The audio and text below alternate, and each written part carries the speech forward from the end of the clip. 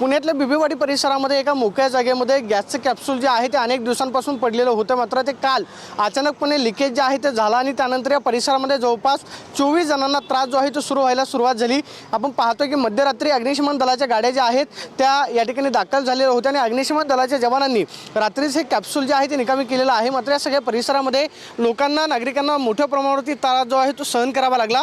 या सगळ्या 24 जणांना रुग्णालयामध्ये भरती जी आहे ती करण्यात आलेलं आहे, कारण जो गॅस बाहेर पडत होता त्या पडलेल्या गॅसमुळे अनेकांना श्वास घेण्यासाठी त्रास होत होता। त्यांना उपचारासाठी शासकीय रुग्णालयामध्ये दाखल करण्यात आलेलं आहे। त्या सगळ्या नागरिकांना 24 तास ऑब्झर्वेशन खाली जे आहे ते ठेवण्यात आलेलं आहे। रात्री आपण पाहतो की सगळा परिसर पोलिसांनी या ठिकाणी सील केलेला आहे, मात्र आतमध्ये अजूनही कोणी नाही। मात्र जे कॅप्सूल पडलेलं आहे ते आपल्याला दृश्यांमध्ये या ठिकाणी पाहायला मिळते। मात्र जो गॅस लिकेज झालेला होता त्याचा मोठ्या प्रमाणावरती त्रास जो आहे तो या सगळ्या परिसरामध्ये नागरिकांना सहन करावा लागला नाही। आपण पाहतोय की गॅसचं कॅप्सूल जे आहे ते रात्री निकामी करण्यात आलेलं आहे। मात्र या परिसरामध्ये जवळपास 24 नागरिकांना श्वसनाचा त्रास जो आहे तो गॅस लिकेजमुळे आपल्याला पाहायला मिळाला। Camera person Abhijit Pisesoni, Pradeep Kapse, TV9 Marathi, Pune.